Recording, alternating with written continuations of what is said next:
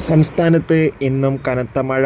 നാളെ മഴയുടെ ശക്തി കുറയുമോ? എന്താണ് വിദ്യാഭ്യാസ സ്ഥാപനങ്ങൾക്ക് വല്ല അവധിയും പ്രഖ്യാപിച്ചോ? അതിൻ്റെ ഏറ്റവും പുതിയ അപ്ഡേഷനാണ് ഇന്നൊരു വീഡിയോ ഭാഗത്തെ. വീഡിയോയിലേക്ക് വരുമ്പോൾ വീഡിയോ ലൈക്ക് ചെയ്യുക, ചാനൽ സബ്സ്ക്രൈബ് ചെയ്യാൻ വേണ്ടി ശ്രമിക്കുക.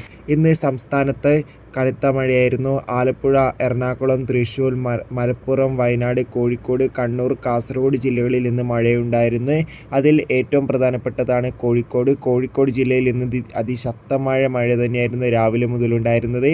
ഇപ്പോഴും മഴയുടെ ശക്തി കൂടുകയാണ്. അതുകൊണ്ട് തന്നെ നാളെ വ്യാഴാഴ്ച ദിവസം കോഴിക്കോട്, കണ്ണൂർ, കാസർഗോഡ് ജില്ലകളിൽ ഓറഞ്ച് അലർട്ടാകുമെന്നാണ് റിപ്പോർട്ടുകൾ സൂചിപ്പിക്കുന്നത്. നാളെയും ശക്തമായ മഴയ്ക്ക് സാധ്യതയുണ്ടെന്ന് കാലാവസ്ഥാ നിരീക്ഷണ കേന്ദ്രം അറിയിച്ചിട്ടുണ്ട്.